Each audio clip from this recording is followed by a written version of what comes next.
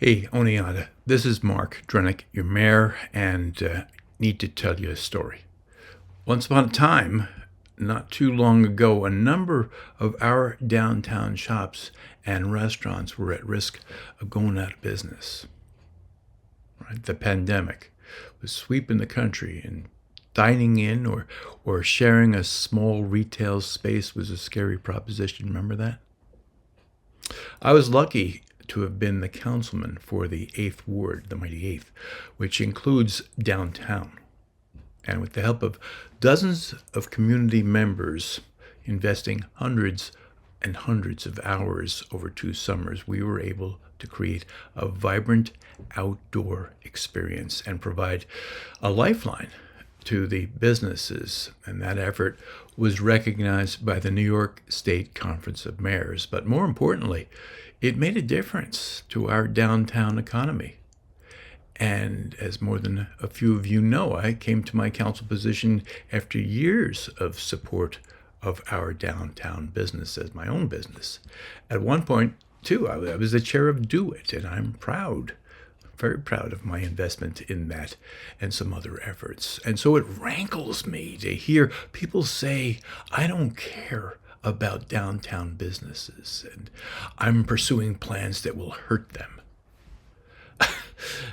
It's just crazy. There's been so much disinformation. I've lost friends over what they've heard and what they actually still believe, some of them do. And so, if you will just spend 5 minutes with me, I'd like to set the record straight. All right, so this is the story.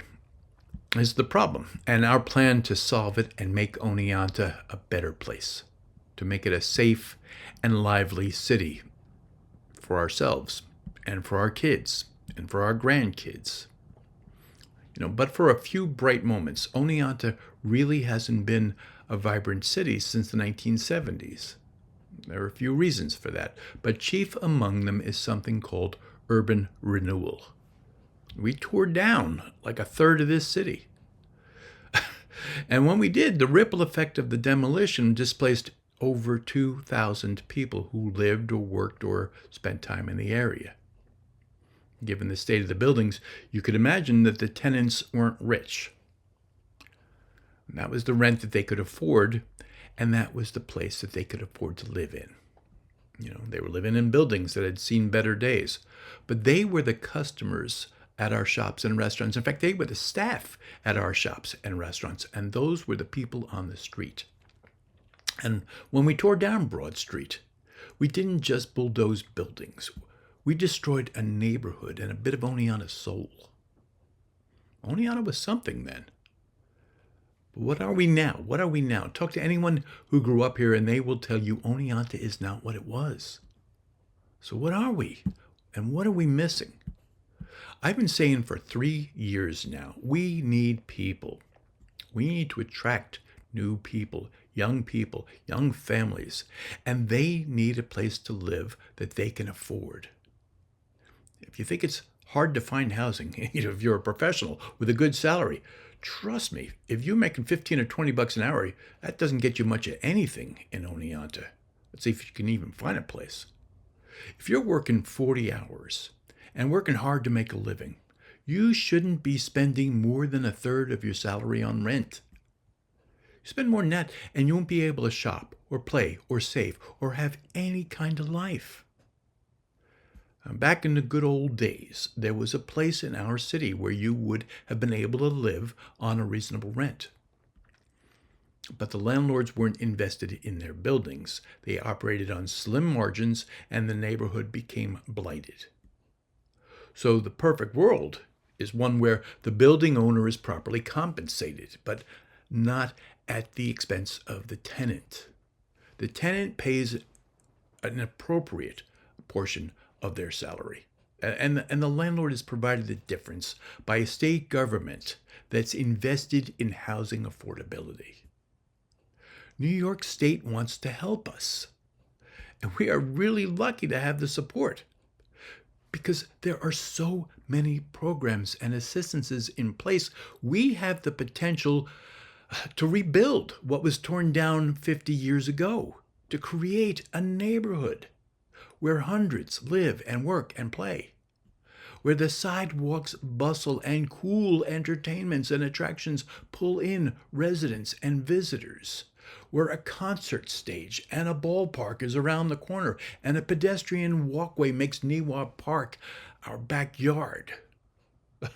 What a wonderful neighborhood this could be. And by making it affordable, we can keep more of our high school and college graduates here. We can have the staffing that our downtown shops and businesses need. And we can have people on the street and people in the neighborhood. That's how you make an area feel safe and discourage vagrancy. That's what we're trying to do. But you don't build a neighborhood without building. 27 Market Street is the first shovel-ready opportunity that we have had. But there are at least 2 nearby parcels that we can develop after we get this one done. Folks don't understand. The city has been trying to find a developer for quite a while. We have spent a lot of money and done a bunch of dog and pony shows. I've been involved in those for several reasons. But having to fight NIMBYism is really high among them. There is no one interested in building on Market Street. No developer that we have talked to. At least there's no one interested in going first. No one wants to go first. We know this. We have the receipts on this. This is not just me talking. So I reached out to Rehabilitation Support Services about their plans for their property in the 6th Ward.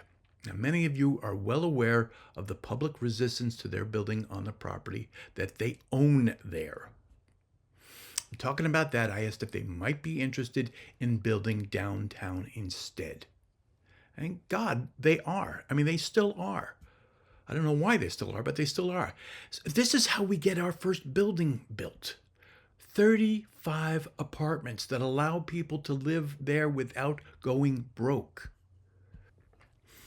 And because it's RSS, we get the benefit of mental health services for 14 units where our neighbors battling PTSD and depression, anxiety, and other mental health challenges are provided support and assistance by a 24/7 live-in specialist. Is there anyone watching this video who doesn't have a family member or a friend who battles with mental health issues? I mean, really? So all of this, plus parking for more cars than they need for the building, and a Market Street level attraction. It could be a bowling alley, it could be a gallery, it could be arcade, could be bocce ball, it could be, I don't know, my personal choice of makerspace for local creative talents. That'd be great. I would love that. This to be followed by more. And the creation of a neighborhood, a vibrant, lively, safe, and welcoming neighborhood. That's what we're hoping begins with the city's sale of the property. So the next time someone says, we want to build a homeless shelter, or a drug rehab clinic, or there's no one who would want to live there and we'll have to bus in poor people, just tell them to stop it. If they haven't watched this video, show it to them. We do better, folks, when we share facts.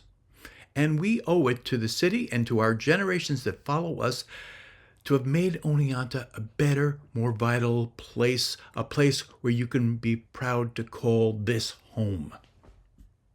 I'm proud to call it home. And until I see you guys again, stay safe, take care of one another, and please shop local. Thanks.